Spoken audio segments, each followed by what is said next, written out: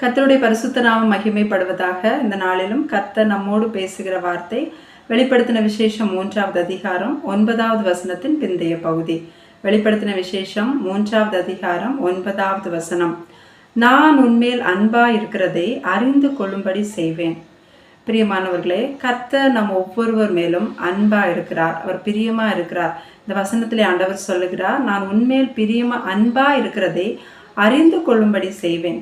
கர்த்தர் நம்மேல் பிரியமா இருக்கிறதை நாம அறிந்து கொள்ளும் போது, நாம அதை உணர்ந்து கொள்ளும் போது, அவர் நம்மேல் அன்பா இருக்கிறதை மற்ற நம்மை சூழ்ந்திருக்கிற யாவரும் அறிந்து கொள்ளும்படி செய்கிறார்.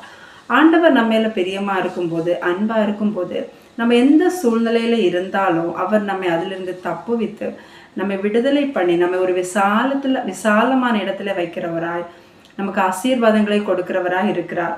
அதைத்தான் தாவீது சொல்லுகிறார். சங்கீதம் 18வது அதிகாரம் 19வது வசனத்திலே, அவர் விசாலமான இடத்திலே என்னை கொண்டு வந்து என்மேல் பிரியமா இருந்தபடியால் என்னை தப்புவித்தார்.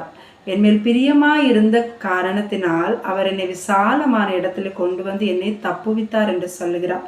தாவீதுக்கு இப்படி ஒரு விடுதலையை, இப்படி ஒரு விசாலமான ஒரு இடத்திலே, ஒரு நெருக்கத்திலிருந்து ஒரு விசாலமான இடத்திலே தாவீதை கொண்டு வந்து அவனுக்கு இப்படி ஒரு ஆசீர்வாதத்தை கொடுக்கும்படிக்கு ஆண்டவர் செய்த காரியத்தை பாருங்க. சங்கீதம் 18வது அதிகாரம் 13வது வசனத்திலே சொல்லப்பட்டிருக்கிறது, கர்த்தர் வானங்களிலே குமுறினார், உன்னதமானவர் தமது சத்தத்தை தொனிக்க பண்ணினார். அதாவது தாவீதுக்காக கர்த்தர் தம்முடைய சத்தத்தை தொனிக்க பண்ணுகிறார். அவனுக்காக அவர் குரல் கொடுக்கிற தேவனா இருக்கிறார். இன்னைக்கு அநேக வேளையில நம்முடைய ஒரு குமுறல் கூட அதுதானே, எனக்காக குரல் கொடுக்க யாருமே இல்லை, எனக்காக இந்த காரியத்தில் இடைப்பட, இந்த காரியத்தை செய்ய யாருமே இல்லை என்பதுதான் நம்முடைய அநேக நேர கவலையாக இருக்கிறது. ஆனால் இந்த இடத்துல கர்த்தர் தாவீதுக்காக தம்முடைய சத்தத்தை தொனிக்க பண்ணுகிற தேவனா இருக்கிறார். ஆண்டவருடைய சத்தம் வல்லமை உள்ளது, அவருடைய சத்தம் மகத்துவம் உள்ளது என்று வசனம் சொல்லுகிறது. அவருடைய சத்தத்தை தொனிக்க பண்ணும்போது நிச்சயமாக அது கிரியை செய்கிற சத்தமாக காணப்படுகிறது. அது ஒரு வேல்யூ இல்லாத சத்தம் அல்ல, அது ஒரு வல்லமை உள்ள, பராக்கிரமம் உள்ள, மகத்துவம் உள்ள சத்தமாக காணப்படுகிறது. சங்கீதம் 106:9 சொல்லப்பட்டிருக்கிறது, அவர் சிவந்த சமுத்திரத்தை அதட்டினார், அது வற்றி போயிட்டு. ஒரு அவ்வளோ பெரிய சமுத்திரம், கடலை கர்த்தர் அதட்டும் போது அது வற்றி போயிட்டான். அவருடைய ஜனங்கள் வெட்டாந்தரையில நடக்கிறது போல அவர்களை ஆழங்களில் நடந்து போக பண்ணினார் என்று சொல்லப்பட்டிருக்கிறது. ஆண்டவர் அதட்டும் போது அந்த சமுத்திரம் வற்றி போகிறது. மேலும் பாருங்க, ஆதியாகமம் 1வது அதிகாரத்துல நம்ம பார்க்கும்போது அந்த ஒழுங்கீனமாய் வெறுமையா இருந்த பூமியை பார்த்து ஆண்டவர் உண்டாக கடவது என்று சொல்லும் போது அதுல என்னென்ன காரியங்கள் தேவையோ எல்லா காரியமும் உண்டாகிறது. அதுல உள்ள புல் பூண்டுகளா இருக்கலாம், வெளிச்சமா இருக்கலாம், வானத்துல சுடர்களா இருக்கலாம், எல்லாமே ஆண்டவர் உண்டாக கடவுது என்று சொல்லும் போது உண்டாகிறது. ஆண்டவருடைய சத்தத்துல அவ்வளோ ஒரு வல்லமையும் பராக்கிரமத்தையும் நம்ம பார்க்குறோம். இன்னைக்கு நம்முடைய வாழ்க்கையில அநேக காரியங்கள் சமுத்திரம் போல நமக்கு முன்பாக தடையா இருக்கலாம், நம்மால தாண்டக்கூடாததா, நம்மால் அதை மேற்கொள்ள முடியாததா இருக்கலாம். இல்லை சில காரியங்கள் நமக்கான நன்மைகள் உண்டாக்கப்படாம நம்முடைய கண்களுக்கு இன்னும் தெரியாம நம்முடைய கைக்கு வராம இருக்கலாம். இதுக்கெல்லாம் என்ன காரணம்னு பார்த்தோம்னா, அந்த குறிப்பிட்ட காரியங்களில் கர்த்தருடைய சத்தம் இன்னும் தொனிக்கப்படலை. அவர் அதில் அவருடைய சத்தத்தை தொனிக்க பண்ணாமல் இருக்கிறார். அதற்கு அவர் நமக்காக குரல் கொடுக்க, அதாவது நமக்காக அவருடைய சத்தத்தை தொனிக்க பண்ண வேண்டும் என்றால் நாம் முதலாவது அவர் நம்மேல் அன்பா இருக்கிறதை நாம் அறிய வேண்டும், நாம் அதை உணர வேண்டும். அப்போதான் கர்த்தர் நமக்காக குரல் கொடுக்கிற தேவனா இருக்கிறார். நமக்கு எல்லாமே தெரியும், ஆண்டவர் நம்ம மேல பிரியமா இருக்கிறார், அவர் நமக்காக சிலுவையில் அறைந்து இரத்தத்தை சிந்தி நம்மை ரட்சித்திருக்கிறார், நம்மை மீட்டிருக்கிறார் என்பதை நம்ம அனைவரும் அறிந்த ஒன்று. ஆனால் அதை நாம் எப்படி வெளிப்படுத்துகிறோம், அவருடைய அன்பை நாம் பெற்றிருக்கிறோம் என்பதை எப்படி நாம் பிரதிபலிக்கிறோம் என்றால் அது கீழ்ப்படிதலின் மூலமாகத்தான். ஏன்னா இப்போ நம்ம மேல ஒருத்தங்க ரொம்ப அன்பா இருக்கிறாங்கன்னா நம்ம என்ன செய்வோம், எந்த சூழ்நிலையிலுமே அவர்களை கஷ்டப்படுத்தக்கூடாது, துக்கப்படுத்தக்கூடாது என்று நம்ம அதுல ரொம்ப கேர்ஃபுல்லா இருப்போம் இல்லையா. நமக்காக ஒருத்தங்க எந்த ஒரு காரியத்திலும் குரல் கொடுக்கறவங்களா இருக்காங்க, நமக்கு ஒரு காரியம்னா நிற்கிறாங்க, நமக்காக எல்லா தேவைகளையும் பார்த்து செய்கிறாங்கன்னா நம்ம அதில் ரொம்ப கான்ஷியஸாக இருப்போம். அவங்கள ஹர்ட் பண்ணக்கூடாது, அவங்கள எந்த விதத்துலையும் நம்ம துக்கப்படுத்தக்கூடாது, வேதனைப்படுத்தக்கூடாது, அவங்கள பிரியப்படுத்துகிற மாதிரி காரியங்களை நம்ம செய்யணுங்கிறதுல ரொம்ப கவனமாக இருப்போம். அதுதான் நம்ம அவருடைய அன்பை நம்ம உண்மையாக புரிந்து வைத்திருக்கிறோம் என்றும் அந்த அன்பை நம்ம கனம் பண்ணுகிறோம் என்றும் அர்த்தம். அதே போல தான் நம்முடைய தேவன் நம்ம மேல அன்பா இருக்கிறார், அதை நம்ம உணர்ந்திருக்கிறோம், அதை நம்ம உண்மையிலே கனப்படுத்துகிறோம் என்றால் அதை நம்ம பிரதிபலிக்கிறவர்களாக இருக்க வேண்டும். கர்த்தருடைய வார்த்தைக்கு கீழ்ப்படுகிறவர்களாக, அவரை துக்கப்படுத்தாதவர்களாக, வேதனைப்படுத்தாதவர்களாக காணப்பட வேண்டும். இந்த வசனத்துல வெளிப்படுத்தின 3:9 தான் இது சொல்லப்பட்டிருக்கிறது. நான் உண்மையில் அன்பா இருக்கிறதை அறிந்து கொள்ளும்படி செய்வேன் என்று. அதற்கு முன்பாக 8வது வசனத்தை நம்ம பார்த்தோம்னா ஆண்டவர் சொல்லுகிறார், உன் கிரியைகளை அறிந்திருக்கிறேன், உனக்கு கொஞ்சம் பலன் இருந்தும் நீ என் நாமத்தை மறுதலியாமல் என் வசனத்தை கை கொண்டபடியினாலே இதோ திறந்த வாசலை உனக்கு முன்பாக வைத்திருக்கிறேன், அதை ஒருவனும் பூட்ட மாட்டான். உனக்கு கொஞ்சம் பலன் இருந்தோம், நீ என்ன மறுதலிக்கல, நீ என் வார்த்தையை கை கொண்டபடியினால் உனக்கு நான் இந்த நன்மையை செய்வேன் என்று கர்த்தர் சொல்லுகிறார். மேலும் அதுக்கு அடுத்த வசனத்தை பாருங்க, 10வது வசனத்திலே, என் பொறுமையை குறித்து சொல்லிய வசனத்தை நீ காத்து கொண்டபடியினால் பூமியில் குடியிருக்கிறவர்களை சோதிக்கும்படியாக பூச்சக்கரத்தின் மேலெங்கும் வரப்போகிற சோதனை காலத்திற்கு தப்பும்படி நானும் உன்னை காப்பேன். முதல்ல ஆண்டவர் சொல்லுகிறார், நீ என் வசனத்தை கை கொண்டபடியினால் உனக்கு திறந்த வாசலை வைத்திருக்கிறேன்.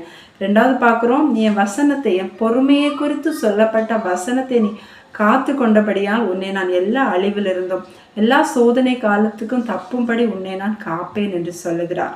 பாருங்க, இந்த இடத்துல கர்த்தருடைய வசனத்தை, அவருடைய வார்த்தைக்கு நம்ம கீழ்ப்படிவதை குறித்து இங்கே சொல்லப்பட்டிருக்கிறது. அப்படி நம்ம செய்யும் போதுதான் உண்மையிலேயே ஆண்டவர் நம்மை அன்பு கூறுகிறார் என்கிறதை நம்ம அதற்கு ஒரு நன்றி உணர்வு உள்ளவர்களாக நம்ம காணப்படும். அப்படி செய்யும் போது கர்த்தர் நமக்காக காரியங்களை செய்கிறவராக, நம்ம சைடு, நம்முடைய பட்சத்தில் இருக்கிறவராக காணப்படுவார். ஆதியாகமம் 26வது அதிகாரத்திலே ஈசாக்கை குறித்து சொல்லப்பட்டிருக்கிறது. பெலிஸ்தியரின் ராஜாவாகி அபிமெலேக்கும் அவனுடைய ஆட்களும் சேர்ந்து ஈசாக்கின் மேல் பொறாமை கொண்டு அவனை பகைத்து அவனை அவர்களை விட்டு அப்புறப்படுத்துகிறான். அப்படி இருந்த அவனுடைய எதிரிகள் ஒரு கட்டத்திலே ஈசாக்கிடம் சொல்லுகிறார்கள். ஆதியாகமம் 26வது அதிகாரம் 28வது வசனத்திலே நம்ம வாசிக்கும் போது, அதற்கு அவர்கள், நிச்சயமாய் கர்த்தர் உம்மோடே கூட இருக்கிறார் என்று கண்டோம், ஆகையால் எங்களுக்கும் உமக்கும் ஒரு ஆணை ஏற்பாடு உண்டாக வேண்டும் என்று நாங்கள் நிர்ணயம் பண்ணினோம். மேலும் 29வது வசனத்திலே, நீர் கர்த்தரால் ஆசீர்வதிக்கப்பட்டவராமே என்றார்கள். முதல்ல ஈசாக்க ரொம்ப பகைத்தவர்கள் ஒரு கட்டத்துல சொல்லுகிறார்கள், நிச்சயமாய் கர்த்தர் உம்மோடே கூட இருக்கிறார், நீர் கர்த்தரால் ஆசீர்வதிக்கப்பட்டவராமே என்று சொல்லுகிறார். இந்த காரியத்தை அவர்கள் சொல்ல ஈசாக்கு எதுவுமே செய்யலை. கர்த்தர் அந்த இடத்துல ப்ரூவ் பண்ணுறாங்க, ஆண்டவர் ஈசாக்கோடு இருக்கிறார் என்பதை. அதுக்கு என்ன காரணம் நம்ம பார்த்தோம்னா, முதலாவது ஆதியாகமம் 26வது அதிகாரத்தில் முதல் வசனத்திலே சொல்லப்பட்டிருக்கிறது, ஆபிரகாமின் நாட்களில் உண்டான பஞ்சத்தை அல்லாமல் பின்னும் ஒரு பஞ்சம் தேசத்தில் உண்டாயிற்று. தேசத்திலே பஞ்சம் உண்டான போது கர்த்தர் ஈசாக்குக்கு தரிசனமாகி சொல்லுகிறார். அதே 26வது அதிகாரத்துல 2வது வசனத்திலே சொல்லப்பட்டிருக்கிறது, கர்த்தர் அவனுக்கு தரிசனமாகி, நீ எகிப்துக்கு போகாமல் நான் உனக்கு சொல்லும் தேசத்திலே குடியிரு. பஞ்சத்தின் மத்தியில நீ உனக்கு பிரியமான ஒரு இடத்தை தேடிக்கொண்டு, அதாவது பஞ்சமா இருக்கிறது என்று சொல்லி தனக்கு நன்மை உண்டாகும்படி நீ ஒரு இடத்தை தெரிந்து கொண்டு போகாமல் நான் சொல்லுகிற இடத்திலேயே அந்த இடத்திலேயே நீ குடியிரு என்று சொல்லுகிறார்.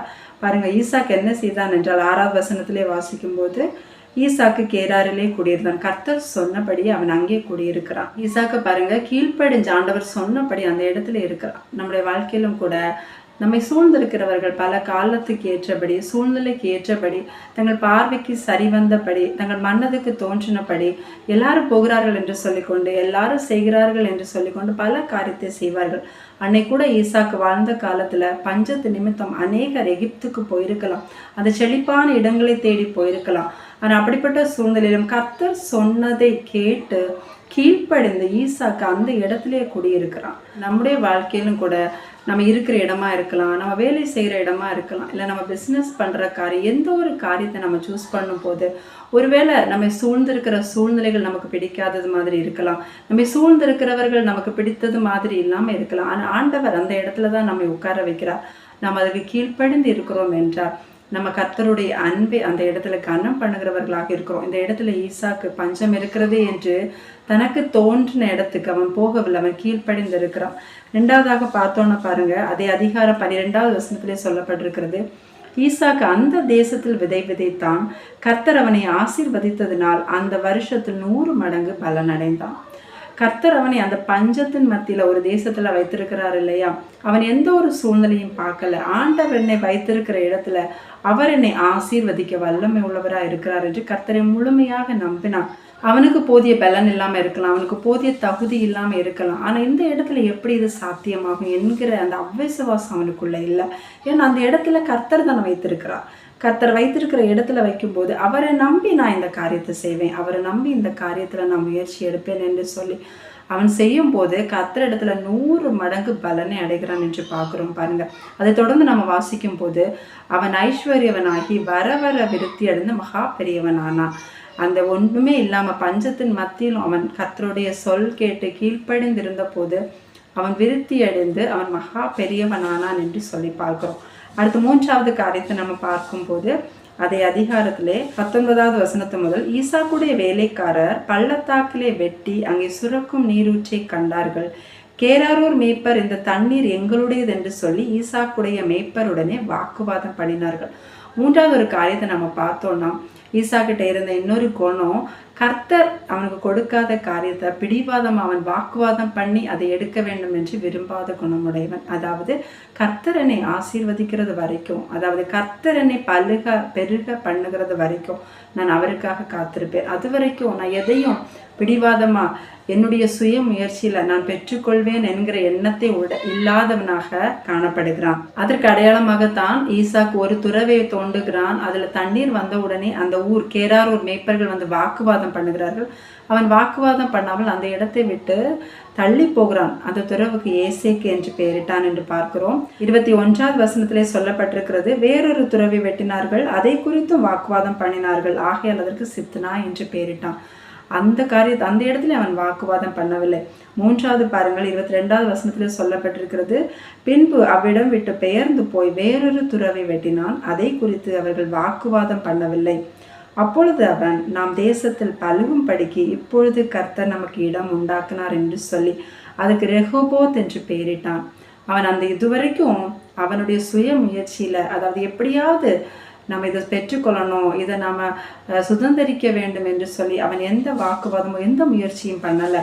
கர்த்தரனை பண்ணும்படிக்கு, கர்த்தரனை ஆசீர்வதிக்கும் வரைக்கும் நான் அவருக்காக காத்திருப்பேன் என்று இருந்தான். கர்த்தர் அவனை பண்ணும்படிக்கு அவருக்கு இடம் உண்டாக்குகிறார். அதுதான் ரெஹோபோத். இப்படி ஒவ்வொரு சூழ்நிலையிலும் கர்த்தருக்கு கீழ்ப்படிந்து அவருடைய கரத்தின் கீழ் அடங்கி இருந்த அந்த ஈசாக்கை பார்த்துதான் அவனுடைய எதிரிகள், அதாவது கர்த்தர் அவனை கொஞ்சம் கொஞ்சமா உயர்த்தி கொண்டு வரும்போது அவன் மேல் பொறாமை கொண்டு அவனை பகைத்தவர்களை கர்த்தர் அவர்களிடமே வர வைத்து இந்த வார்த்தை அவர்கள் சொல்லுகிறார்கள். 28வது வசனத்திலே, நிச்சயமாய் கர்த்தர் உம்மோடே கூட இருக்கிறார் என்று கண்டோம். 29வது வசனத்திலே, நீர் கர்த்தரால் ஆசீர்வதிக்கப்பட்டவராமே என்று சொல்லுகிறார்கள். கர்த்தர் உம்மோடு இருக்கிறார், நீர் கர்த்தரால் ஆசீர்வதிக்கப்பட்டவர். இந்த ஆசீர்வாதத்துக்கு எல்லாம் காரணர் கர்த்தர் தான் என்று அவர்கள் அறிக்கை பண்ணுகிறார்.